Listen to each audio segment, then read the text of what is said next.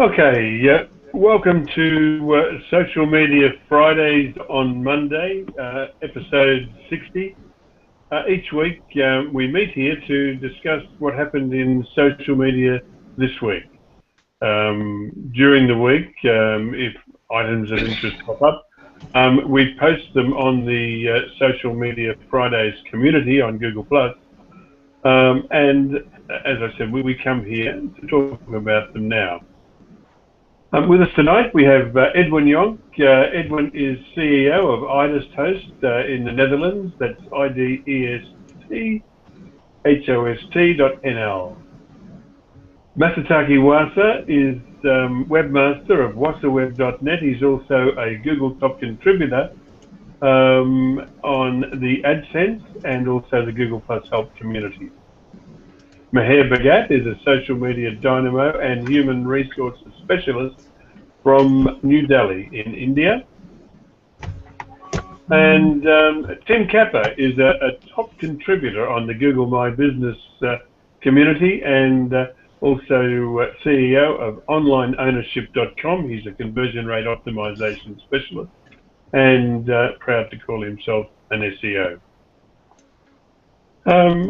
I think we've only got two articles tonight, and the first one that pops up is IFTTT. I'm sure Meher can tell us what IFTTT is. Introduced Pinterest and Wikipedia to its channel list. I think it. Well, actually, no. I'll let you guys tell me what it is.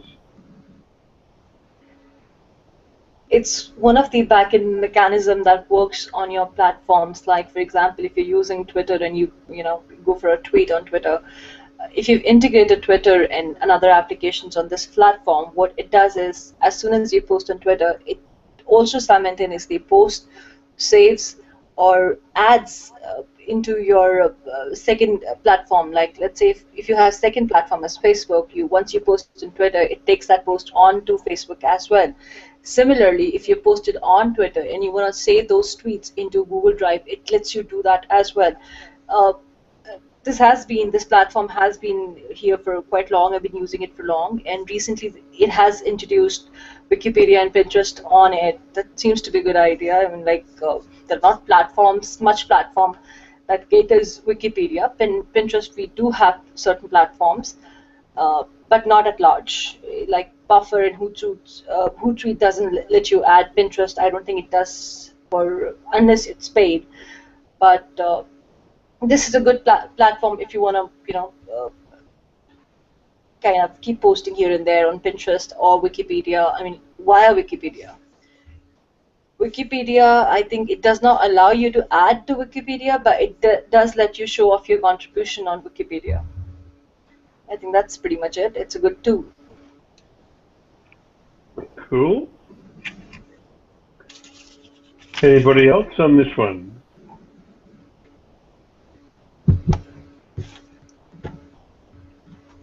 Okay. We have another article that I just noticed this afternoon. A company in the USA, Group M, has tied up with Networked Insights to mine social media chatter.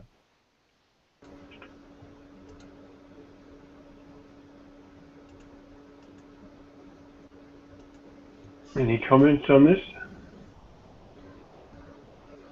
Jim, perhaps you can summarize the article so that people know what we're talking about.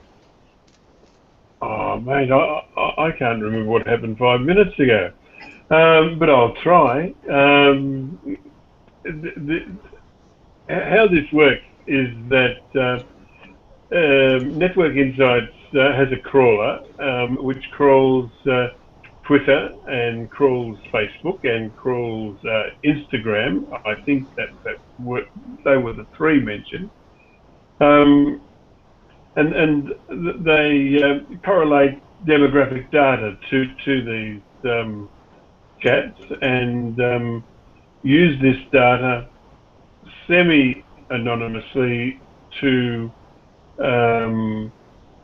assist advertisers. Currently, they're signed up with 65 advertisers, and the advertisers would be of the order of companies like Campbell Soups in the USA.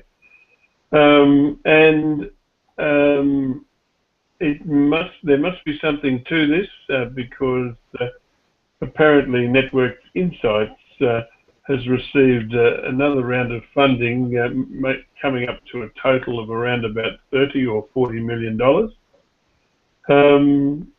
And I guess we're going to see more and more of this.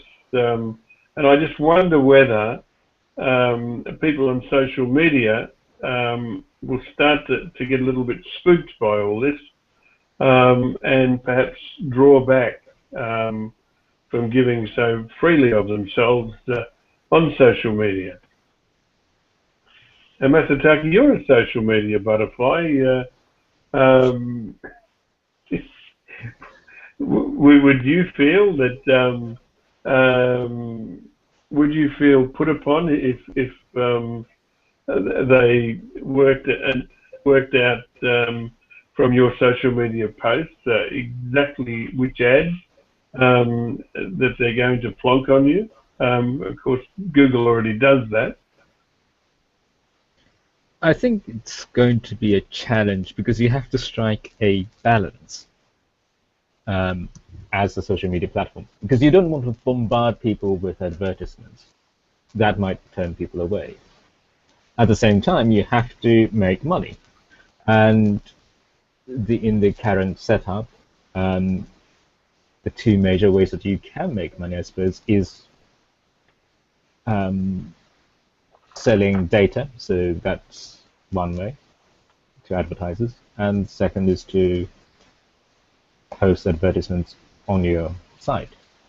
So you could have promoted, whether it be it tweets or pins and other things. You can have it done that way. So you intersperse, as it were, advertisements within content. That seems to be the way that many platforms are going. Again, as I said, it's a tough balance because if you want to maximize revenue, then you might turn off people. But if you'd like to make sure that you're earning sufficiently to the satisfaction of the stakeholders and market, then you need to make sure that there's sufficient amount of advertisements. So it's a tough balance, and how individuals react, I think that's a really difficult one to guess, isn't it? I mean, some people have far lower threshold than others in terms of how much advertisements that they would tolerate. One of the major challenges that I find in this research and kind of study is that how are you going to validate, people's posts? I mean, like, for example, if I'm just posting a dietary review that I've just had, it may be plus or negative. So how is that going to be, this whole study is going to take that as, I mean, how are they going to consider that? I mean, it doesn't make sense. Yeah, I think that's a very important point. In a sense of how do you judge sentiment? I think there are different companies and different projects that are trying to do that. So you sometimes see, so many percent of tweets are positive, so many percent are negative. I think I'm not so sure how successful they are in actually gauging things. So that's an issue. That's an additional issue. Demographics, again, is a big issue because a lot of people decline to state who they are. And many profiles are fake. And fake profiles often try to be more real than the real profiles, if that makes sense. So they tend to have more data about themselves, which are completely manufactured and fabricated. So I think it's very difficult because there is going to be a lot of noise, and even if people can distinguish what is real and what is not, even then interpreting what is real is going to be pretty difficult. So yeah, I think it's a very difficult thing to do.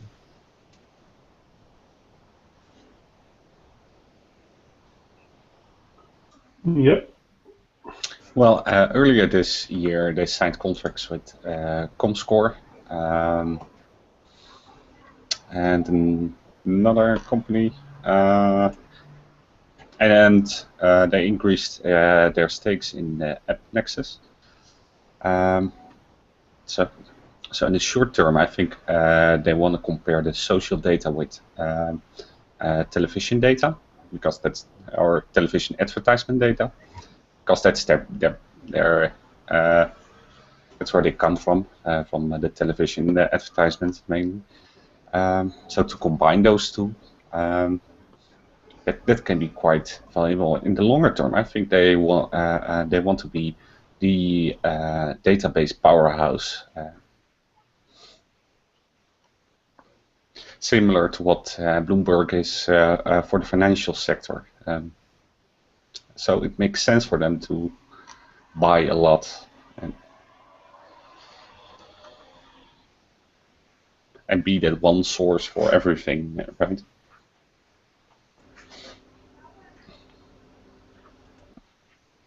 Okay. Well, I guess we've covered this one. Is there anything, we don't have any other articles from the Social Media Fridays community, but anything else popped up of interest with you guys this week? With addition to the this talk about Network Insight, I think there's, no matter how much successful model they build up, there's always going to be a guesswork that will always be in play here.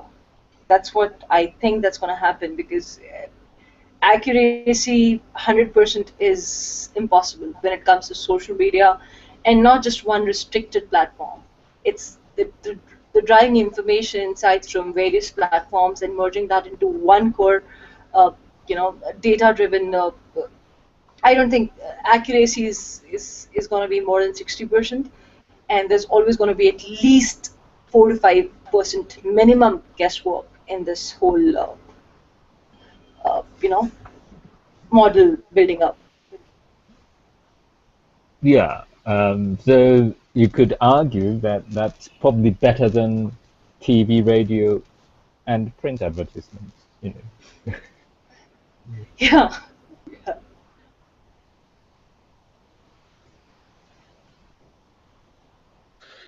Well, if you have a lot of data, they don't only have Facebook, Twitter, and Instagram, but also WordPress, Disqus, Blogger. So there's a wide range of big sites, also big news sites. They mentioned that they crawl. So there's a huge amount of data, and the bigger the data, the less error it will become, or the faster you can identify anomalies within your data set. So I wouldn't say it is guesswork. It's a highly educated guess. Let me put it that way. Mm-hmm. Indeed, it is. I mean, like, if you're tracking people's comments via Disqus, it is a pretty accurate guesswork. Yeah, but that's why they want to combine all those different data sources and merge that to one product or one solution for their clients. In that case, I do believe we're going to see a lot of changes in our social network, because if they're trying to acquire permissions to go through people's profile and the commentings and the post and the likes and dislikes, whatever it is, on various networks. So yes, in case, let's say, if they're trying to pick these details from Facebook, they would need more rights, and we would see those changes coming up on Facebook. They would be informing us, okay, yeah, we're changing this and that in our privacy content. Well, Yeah. personally, I think companies like these, there will be huge mergers because there is so much skill to be made, right? Especially here in Europe, for every country we have separate databases, and sometimes the trends between, for example, the Netherlands and Belgium can be somewhat similar. And by using analytic tools, and IBM uses them or provides them, you can get better license deals, maybe have your own piece of code. So I can see huge mergers in that particular sector of data.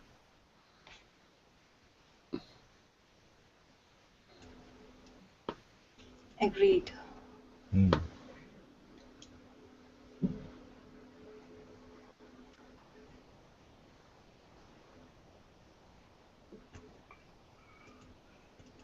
Okay. So I think it's a time to click the next button and say thank you for watching. Everybody agree with that? We do. Yeah. Okay. Well, it's that time again. Thank you very much for watching what we do. Your interest in what we talk about keeps us turning up every week, and we'll be back at the same time next week.